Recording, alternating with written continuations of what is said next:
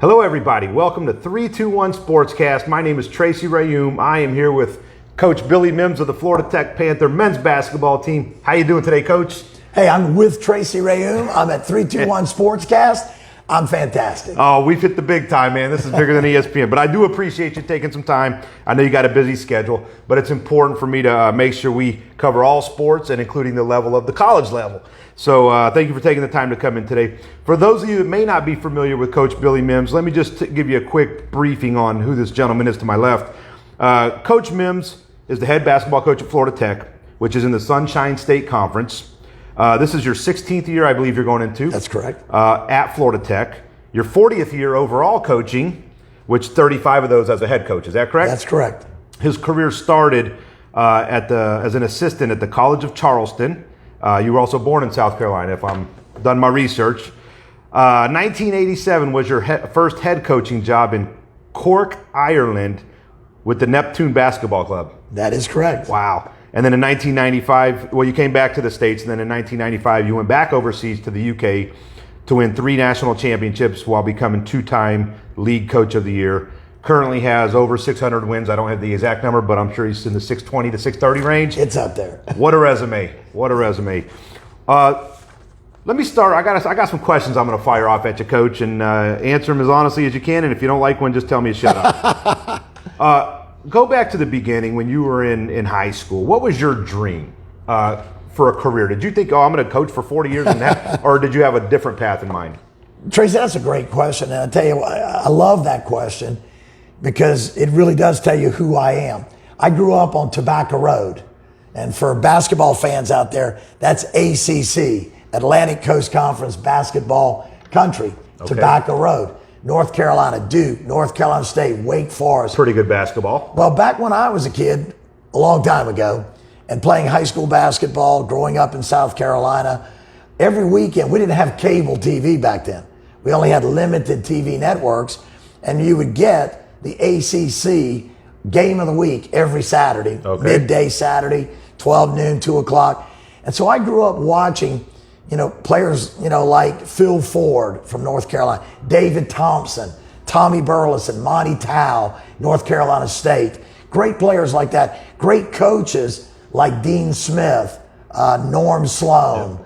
Yeah. I was ACC through and through. I remember going to watch a game in Charleston as a young lad at the Citadel. And the Citadel were playing at the time LSU.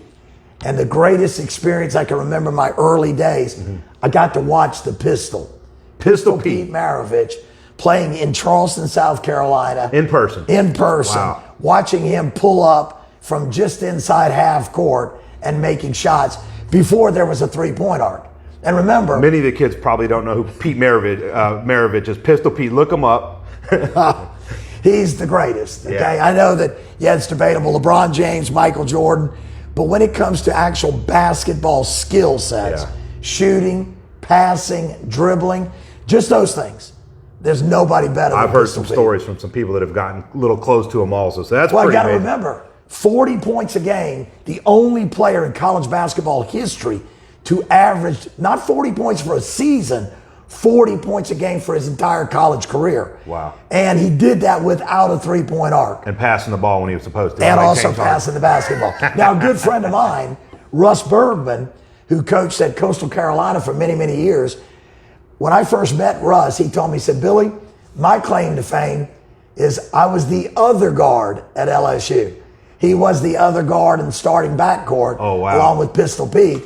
He said, no one ever remembers Russ Bergman. Wow. It was all about the pistol. But so I grew up on Tobacco Road. And to answer your question very quickly, was that when I grew up, everybody I grew up playing with, we're out in the driveway with basketball goals nailed on our rooftops and shooting in the driveway. I had one of those. There you go. They were all wanting to be the next Phil Ford. They were all wanting to be the next David Thompson, the next Tom Burleson, which would kind of be difficult because he was 7'3" tall. Yeah. I knew I wasn't going to be the next Tom Burleson. But I didn't want to be any of those. I wanted to be Dean Smith. I wanted to be Norm Sloan, Carl Tacey. I wanted to be the guy who had the board, the chalk, and told those great players what to do to become better. Wow. So from the earliest days, in South Carolina, Tobacco Road. Yes, I wanted to be a coach. Why am I lucky? I'm one of the lucky few people on the planet that always knew what he wanted to be and that has always had the opportunity to do that. I joke about it. I tell people, I'm like Eric Clapton, because I'm sure when he was young, all he ever wanted to do was play guitar. And then he got a chance to do it all around the world, all of his life. Well, basketball has been my ticket to see the world, and I've had the pleasure of living my dream for the last 40 years. That's awesome. And for those of you that don't know, Dean Smith, his idol mentor, we should say, maybe he's the legendary North Carolina coach, one of the best to ever grace the game. How has the game changed from when you started coaching to how it is now? Because from the spectator standpoint, who's not indulged in the game at your level, it looks like the game's changed drastically from the way the players played, the way it's reffed, and the way it's coached. Anything that sticks out in your mind is how the game has just changed in general? Well, I'll say there's three things that I think have changed because, I've had a 40-year perspective, and I've been a collegiate coach and a professional coach. I've coached in the U.S. and I've coached abroad. So I've coached around the world. So I kind of bring a unique perspective to the question. And what I think the three things that stand out to me the most, number one, the game hasn't changed that much. Mm-hmm. It's still about taking that ball and putting it in that basket, okay? But the thing I think that's changed the most are the kids, okay? And I say it in three perspectives here. Number one, today's kids are faster, taller, stronger, more athletic. So that has affected the speed of the game. Mm-hmm. The kids have changed how they are made up, okay? As far as physically. They're much better physical specimens today than they were 30, 40 years ago. And dietary, absolutely. They can do science and all that changes their advantage to absolutely. Perform. Yeah. So I think the game has become faster because of the better athletes playing the game and the bigger, stronger, quicker players. So the game's become a lot faster. Secondly, I think what's changed about the kids is social media. Mm-hmm. The internet, PlayStation, all of this stuff has actually been good for them in a way, right? Mm-hmm. Because it's opened up the world of basketball to kids. When I was a kid growing up, I watched one game a week on TV. One game a week. On Saturday, that was my game of the week. And the rest of the week, I'm outside just putting up shots. But I don't have anything to really learn from. Today's kids learn from playing NBA 2K. Yeah. They learn from watching video after video on YouTube and TikTok. TikTok. My son, he move after move, he's watching these guys just highlight after highlight and crossovers and dunks. And it's like they're starting to see that more than one time a week. Right. And think about ESPN and cable television. Yeah. Now, kids don't get to watch. If they want to watch the game being played, mm-hmm. they don't have to watch one game. They can watch 100 games a week if they want to. So I think those are two things that have really affected the game. And then the third biggest change to the game in my time is obviously the three-pointer, the arc. Yeah. So it used to be, it was there and it was a bonus. If you could do that, great. But look at teams today like the Golden State Warriors and the Houston Rockets, how they've changed the way the game is played. It's the long ball first. The Houston Rockets philosophy, you might know this, but Mike D'Antoni's philosophy was that they shoot threes, they shoot driving to the bucket, they'll shoot threes, and they'll shoot free throws. No mid-range jump shots. Wow. No mid-range. I didn't know that's his philosophy. That was his philosophy. And if they get an offensive rebound, they don't first think about getting that offensive rebound and putting it back up. Yeah. They turn and kick it out to the open three-point shooter. So they've shot more threes than any team in NBA history. They've made more threes than any team in NBA history. And then when you look at how the game is played, because the arc is such a big factor now, Tracy, a lot of teams are going to small ball. There are very few Shaquille O'Neals in the game anymore. Well, there probably never will be another Shaquille O'Neal in the game. But no, so I heard Steve Kerr do a breakdown one day, and he did a mathematical breakdown on three-point percentages versus two and how it equates. And he said, why would we take a two? And I think back to when I played, if I shot, and I was I was known as a three-point shooter. If I took 4 or 5 in a game, I was like, I'm kind of getting up there. I don't want to be the guy that's taking all. Well, these guys now will shoot that in 5 minutes. I mean, I just give you the simple for the fans out there watching the program. I work at Florida Tech, and at Florida Tech, math is huge, right? Yeah. I used to say basketball is not rocket science. It's a real simple game. But now I work at Florida Tech, and I coach players that are majoring in rocket science. Yeah, your kids are smart. So I have to step up my game a little bit. Yeah, that's for but sure. The simplification of what you're talking about with Steve Kerr, simply this for the fan. If you want to score 12 points, okay, you want to score 12 points, 10 shots. You're going to have 10 shots and you want 12 points. To get it from 2, you got to make 6 out of 10. You got to shoot 60%. Yeah. To get 12 points from 3, you only got to make 4 out of 10. So you can be a 40% shooting team and take 10 shots and score the same amount of points as a 60% shooting team. And I tell you what, it's a lot easier to shoot 40 than 60. Well, it's also pretty for signing contracts because what I noticed in sports, if you look at baseball, it's all about the home run ball now. They don't care about batting average; they care about home runs.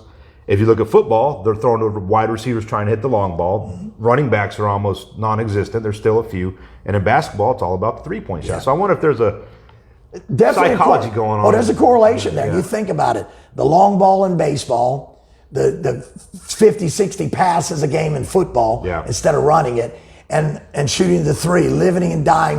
You used to say you live by the J, die by the J. You can't say that anymore. But I think the word is that those things are the sexy parts of the game. And they sign big bucks nowadays. They sign big bucks for home run hitters, deep long ball passers, and deep shooters. Let me touch on social media, and we're going to talk about recruiting. How does social media play in recruiting? I have a daughter that plays college, so I was able to communicate with a lot of coaches over the last few years. And the number one thing they told me they do, and I don't know if this is what you do, is they said, once we engage in a conversation, either we or we have someone on our staff that looks this person up. Sure. And we try to find out how important is social media in your recruiting process. Well, it tells you an awful lot about a person, about who they really are, okay, and what they think is important in their life. And we tell even our players at Florida Tech, we tell them the moment we sign them and bring them in, we sit them down and we try to educate them about social media. And we do have some do's and don'ts. You never, ever post something on social media like this, and we'll talk to them about. And okay, but it's okay to do this. And of course, we're a brand. The brand right here behind you. Yeah. Florida Tech is a brand.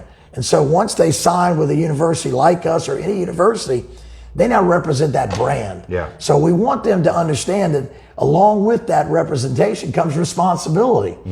So that's number one. And number two, with social media, I think besides learning a lot about them as a person, I think it also gives us the opportunity to figure out, is this the right person for our program? I've seen a lot of student athletes that think they're going to get a scholarship, and then once those coaches delve into their social media accounts, all of a sudden, those scholarships aren't real anymore. Yeah. And I got one pet peeve. Sad those situations happen. It is. And I've seen college athletes lose their scholarship over posts on social media, doing something inappropriate, and therefore losing that scholarship. So what you put on social media might mean a lot to you in financial terms later on. Can I get a pet peeve off my chest about social media? You might have seen this too, since you have a daughter. Over the last 2 years, something's become extremely popular on social media, and I can't stand it. TikTok. No, not even. I'm okay with TikTok, okay? But what I can't stand is this constant posting, blessed to receive an offer from. Blessed to receive it. Okay. I get bombarded by that on my stuff, and I can tell you, an offer is not an offer until it's in writing and on the table with you with a pen in your hand. So all these kids that say, oh, I'm blessed to receive an offer from school A, B, C, right? Most of those offers never really pan out. Is part of that just their personal marketing strategy for themselves or making themselves feel good? Because I see it a lot, and I see a lot of Division I. I'm like, wow, I've never seen so many kids around here get so many Division I offers. Well, I think it's two things in it. So you look at it from the prospect's perspective, it's trying to impress their friends. Yeah. Okay, that's number one. If you look at it from the school's perspective, that just willy-nilly threw that offer, we're offering you. Okay. Okay, it's one thing to say that, and to say it like when you're a junior. A lot can change between then. That coach that just offered you for that school might not even be at that school when you graduate. Yeah. And you can't sign as a junior. So just because they threw you an offer out there, I've seen freshmen and sophomores say it, you know? And there's no way that that's a legitimate offer that will be there 3 or 4 years later. So I think the coaches do it because they got to feel like they got to get in the game. Yeah. And they always know that they know And it's kind of cheating the kid a little bit. Yeah. But those coaches making those early offers know that it's not a real offer until they're in their senior year when they actually can sign the offer, and it's in writing in front They of might them. be trying to feel that kid out a little bit. So I made Absolutely. them the offer. How receptive are they? And Well, if the kid's not real receptive, they might push back away a little bit. Exactly. And they also see the other names that the kid's listing out there. And they're like, well, look, he's already got offers from these 5 schools.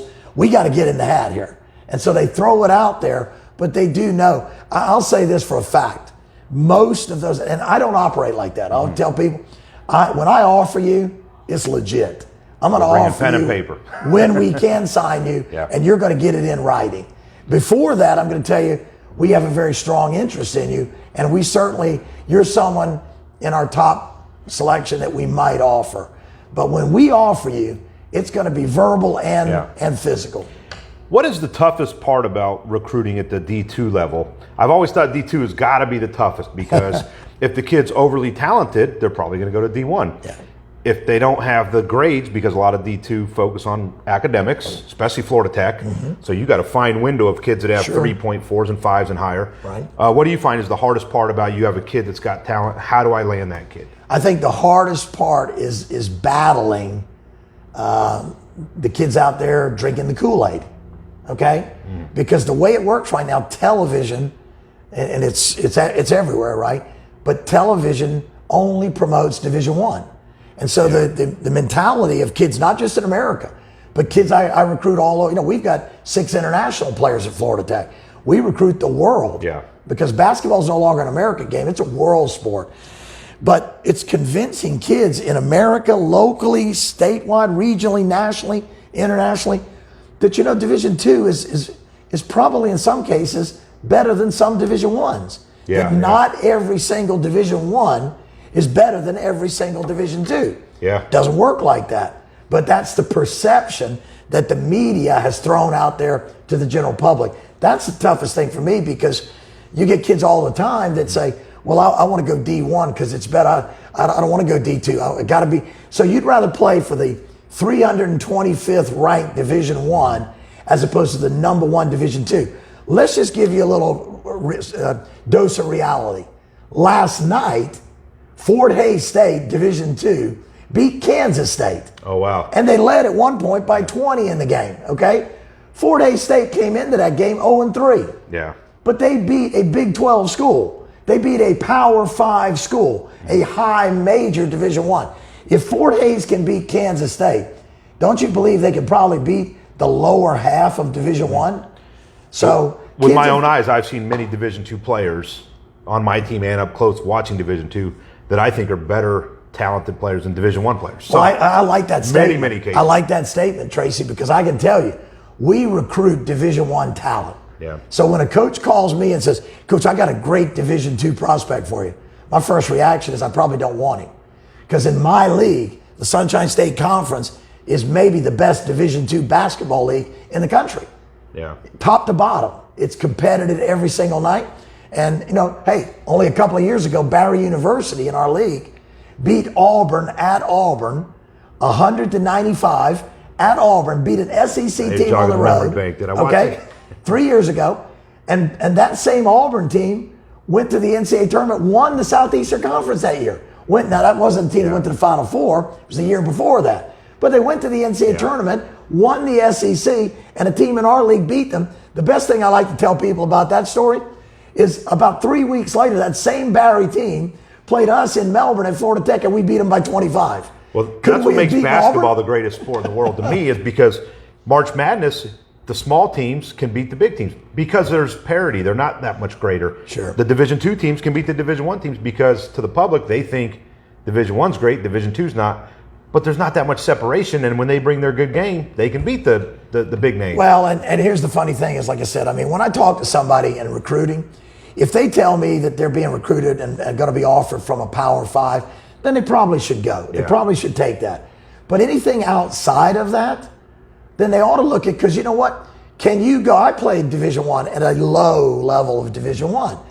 And I know we were the doormats of Division I, and it wasn't a lot of fun. Yeah. Would you rather go play on one of the worst Division I teams in America that always has a losing record and has no chance of making the NCAA tournament, no chance of winning a national championship? Or would you rather play at one of the top 25 Division II programs and have a chance, 1, to make the tournament, 2, to maybe be a national champion, and 3, to become an All-American player? Yeah. And then 4, the academic side of it. At 18, you don't always look at that, but when you're an old man like me, you look back, and sometimes that means a little more. That's the easy sell in my job.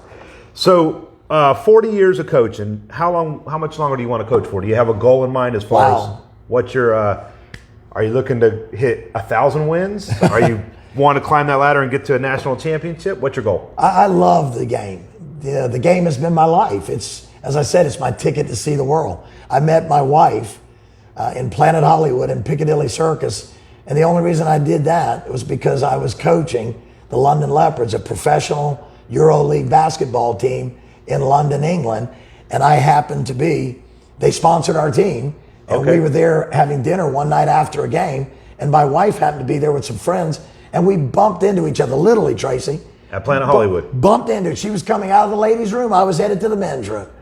And the rest is history. But, you know, I've had all of my children. My son, who plays high school basketball here in Melbourne, he was born in Leicester, England.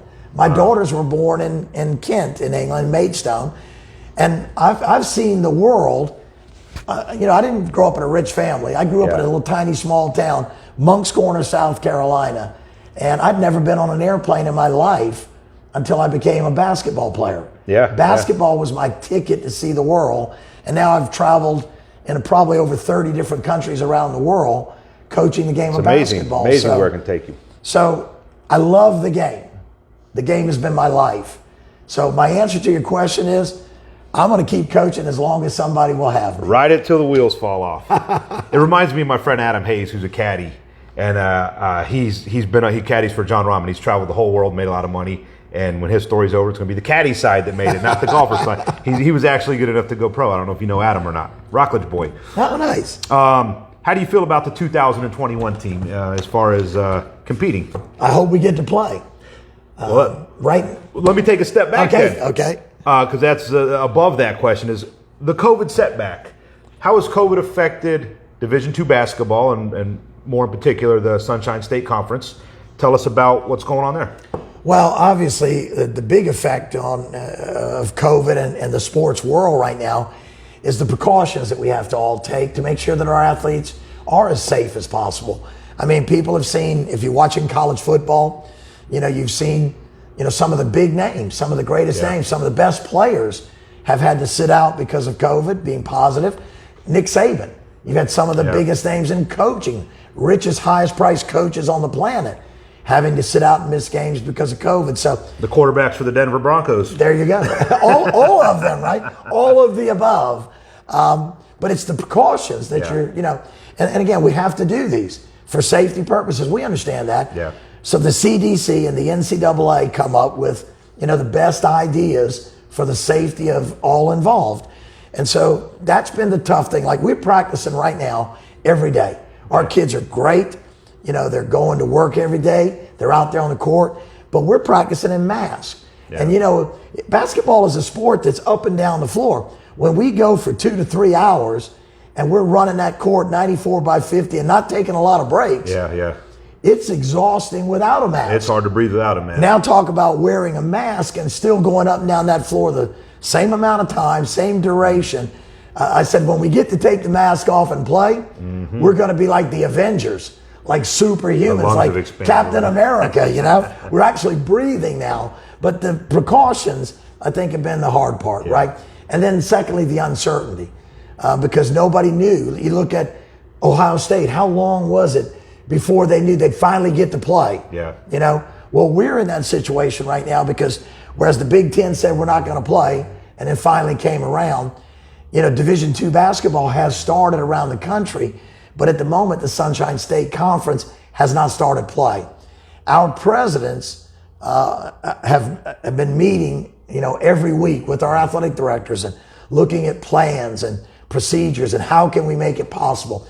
And I know that there's a lot of presidents in the league, including ours, Dr. Dwayne McKay at Florida Tech, who want to see their student athletes get a chance to play. And the players especially are probably asking you every day, Coach, what's the update? Did you hear anything? Chomping at the bit. We've had 7 inter-squad scrimmages. Yeah. Way more than we've ever done before. 35 practices, 7 inter-squad scrimmages.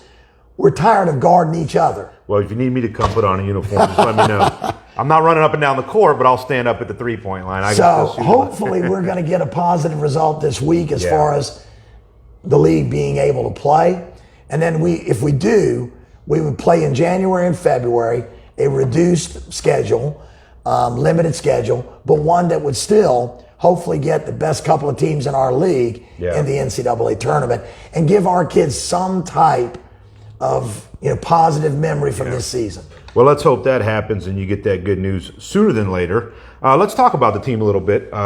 Tell us about some of your returning players. I know you got an All-American candidate in Seshaun Russell. Tell us a little bit about him and some other returning players. He's from London, England, and he's one of the finest guards I've ever coached.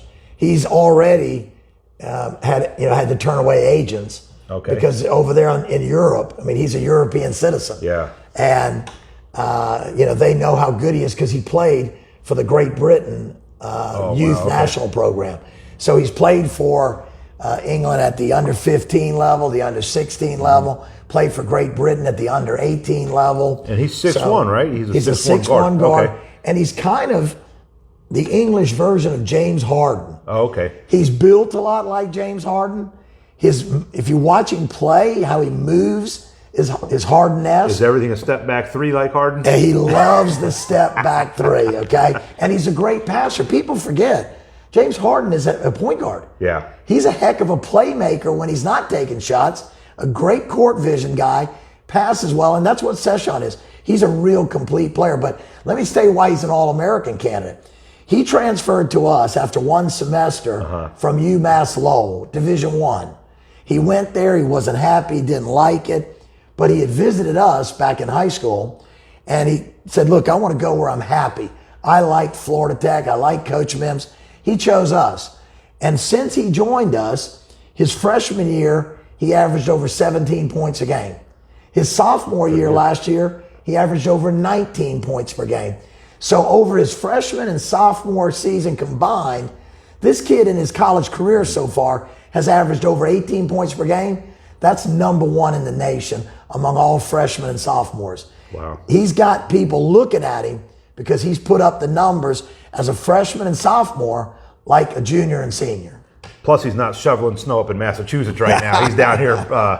He might be at the beach. I don't know what he's doing right now. He loves Florida, and I can tell you, when he becomes a pro, he's talked about, he said, Coach, he said, I can tell you, wherever I go play pro one day, the money I make, he said, I'm going to always buy a house in Florida. Well, that's got to be a great recruiting advantage for you. Just meet with a kid and say, I say a kid, young man, do you want to go to Pennsylvania or do you want to come to Brevard County? Look at what we got going on here with the weather and the golf courses and all that good stuff. Absolutely. Disney didn't pay me for that plug, by the way. What about some new players you got? You mentioned one we talked off the other day on the phone. Sean, is that Haupt? Haupt, okay. And he's a transfer from a Division I school. He is, another Division I transfer from Bradley University. Last year he was a freshman at Bradley.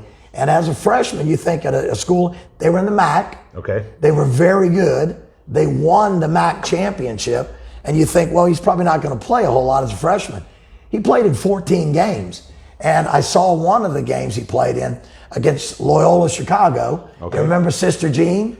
Yeah, sure do. Yeah. Cheering on courtside, okay. High-fiving her coming off the court. Well, last year he's playing against Loyola Chicago live on ESPN. I'm watching the game. Yeah.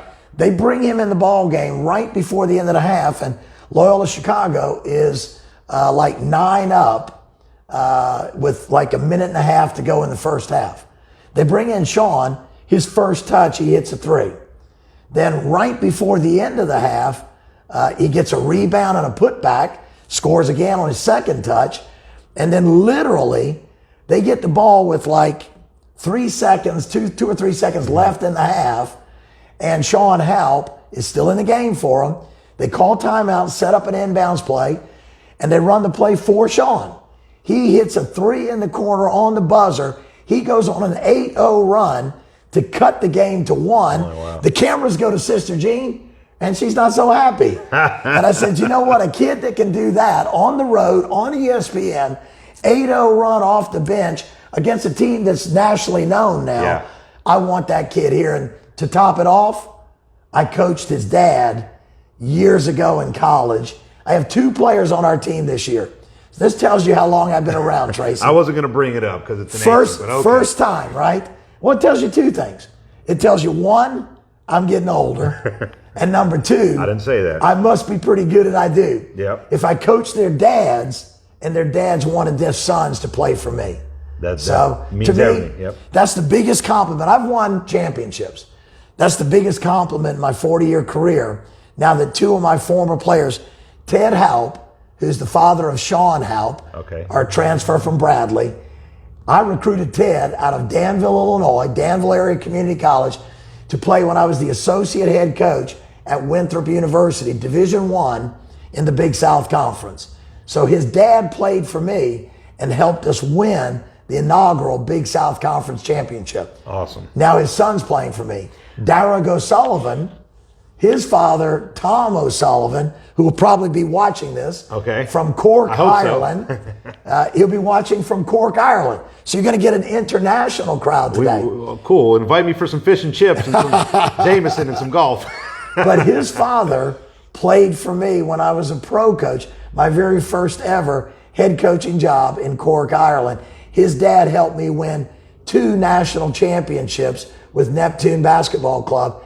This is his son's first experience of college basketball in America, and his son plays for the Irish national team.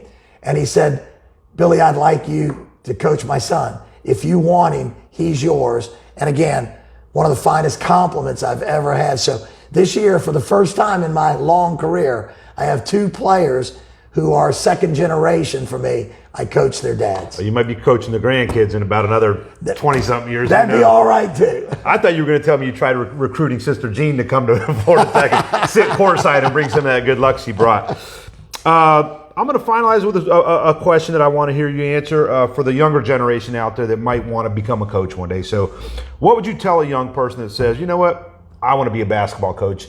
I love basketball. I realize I don't have the talent, the height, the strength, and all that stuff, but I would love to be the next Billy Mims. What would you tell that young man or lady out there? Well, I can tell you, number 1, never give up on your dreams. You know, one of my mentors was Jim Valvano. One of my favorites. The great Jimmy V. Never give up. I got to meet him. He hired me to work his basketball camp when Chris Corciani, Gabe Corciani's son, from Hialeah, Florida. And Chris was one of the best guards in the state of Florida. And Chris went up to play with a guard named Rodney Monroe, and they were known as Fire and Ice in the playing for the North Carolina State Wolfpack. And when they were there, as an assistant coach at a junior college in Murfreesboro, North Carolina, Chowan Junior College, Chowan College as it was known. And we had a player that Jimmy V wanted to recruit. We had a really talented guard named Gary Madison.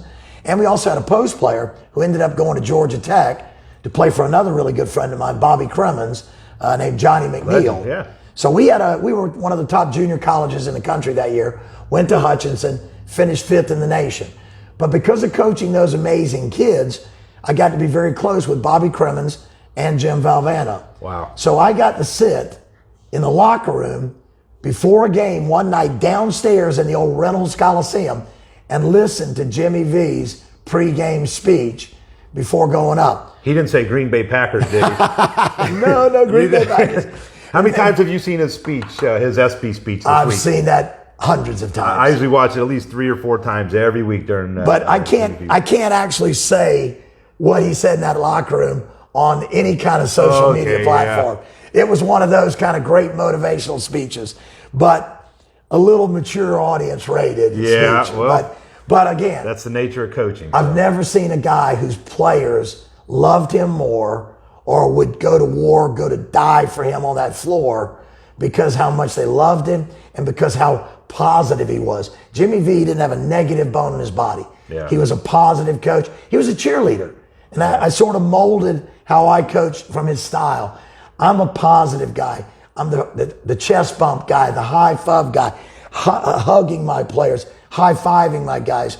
I'm a cheerleader on the sideline, but number one to those guys, never give up on your dream, because Jimmy V said, never give up. Exactly. Never, ever give up. So that's number one. Number two is when you follow that dream, don't think, today's kids is a society today that everything's about now. Yeah. What you want, you got to get now. That if you want to be a coach, you got to get hired and paid to coach. No, you have to pay your dues. Hear those three words, pay your dues. The first 3 years I was in college coaching, I coached under great coaches, but I was a volunteer. I was a volunteer and a grad assistant. I didn't get paid, but I worked full time. I would go scout a game in Spartanburg, South Carolina at 7 o'clock. It's a 4-hour drive back to Charleston, South Carolina. I would watch that game, and at 10 p.m., I'd be back in the car. At 2 a.m., I'd be back in Charleston, and it's my head coach, John Kress, would expect me the next morning to have that scouting report on his desk already. So at 2 a.m., I'm sitting in my office writing that report. It's on his desk, and at 7 a.m., I'm flipping eggs in the campus canteen to make a living because I was a volunteer basketball coach. So from 7 a.m. to 12 noon, I worked in the campus canteen to put money in my pocket to pay my bills so I could be a college basketball coach. Yeah. If you're willing, if you really want to dream and make it come true, pay your dues and follow that dream. Yeah, I don't think a lot of people realize more. They see you on the court.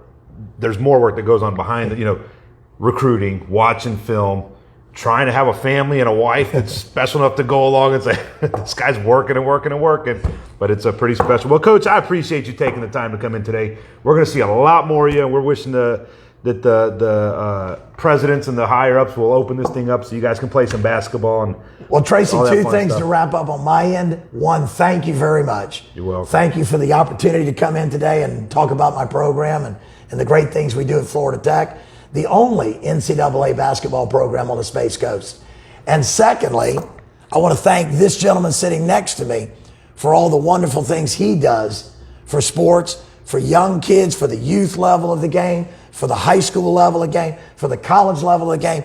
But I've watched so much of what you do on 321 Sportscast, and I'm going to tell you what, this guy right now is one of the most positive promoters of sports on the Space Coast. So thank you. I appreciate because that, man. The kids out there we don't have our own TV station, which I think is a crime.